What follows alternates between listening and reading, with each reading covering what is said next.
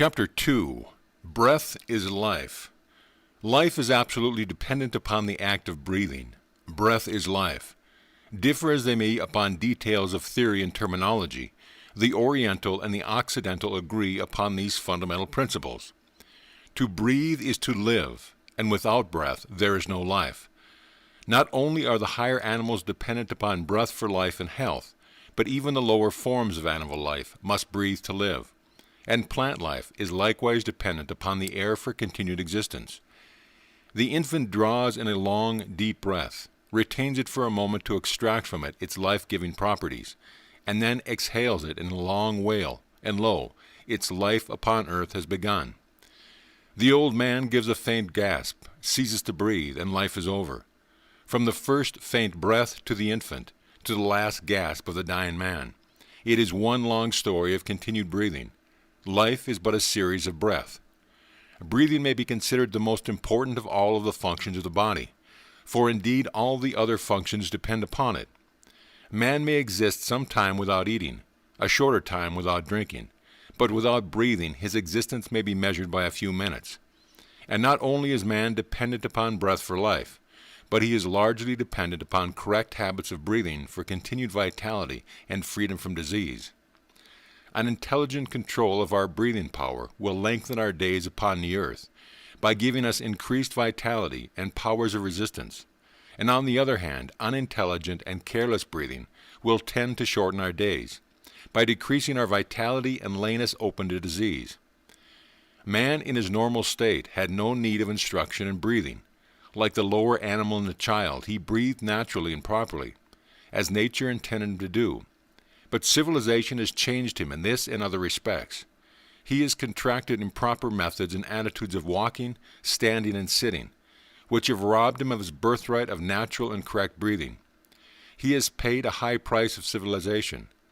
The savage today breathes naturally, unless he has been contaminated by the habits of civilized man.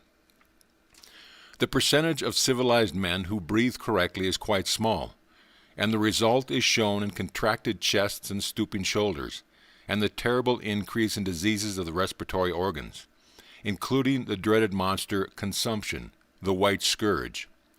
Eminent authorities have stated that one generation of correct breathers would regenerate the race, and disease would be so rare as to be looked upon as a curiosity. Whether looked at from the standpoint of the Oriental or Occidental, the connection between correct breathing and health is readily seen and explained. The Occidental teachings show that the physical health depends very materially upon correct breathing. The Oriental teachers not only admit that their Occidental brothers are right, but say that in addition to the physical benefits derived from correct habits of breathing, man's mental power, happiness, self-control, clear-sightedness, morals, and even his spiritual growth may be increased by an understanding of the science of breath. Whole schools of Oriental philosophy have been founded upon this science, and this knowledge, when grasped by the Western races and by them put to practical use, which is their strong point, will work wonders among them. The theory of the East, wedded to the practice of the West, will produce worthy offspring. This work will take up the yogi science of breath, which includes not only all that is known to the Western physiologist and hygienist, but the occult side of the subject as well. It not only points out the way to physical health along the lines of what Western scientists have termed deep breathing, etc., but also goes into the less known phases of the subject and shows how the Hindu yogi controls his body, increasing his mental capacity, and develops the spiritual side of his nature by the science of breath. The yogi practices exercises by which he attains control of his body and is enabled to send to any organ or part an increased flow of vital force or prana, thereby strengthening and invigorating the part or organ.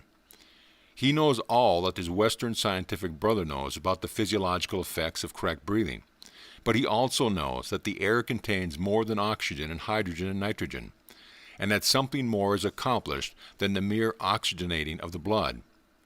He knows something about prana, of which his Western brother is ignorant, and he is fully aware of the nature and manner of handling the great principle of energy, and is fully informed as to effect upon the human body and mind.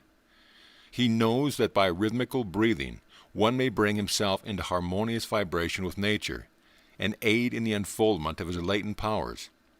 He knows that by controlled breathing, he may not only cure disease in himself and others, but also practically do away with fear and worry and the baser emotions. To teach these things is the object of this work.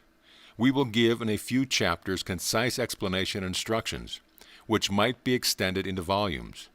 We hope to awaken the minds of the Western world to the value of the yogi, science of breath. End of chapter.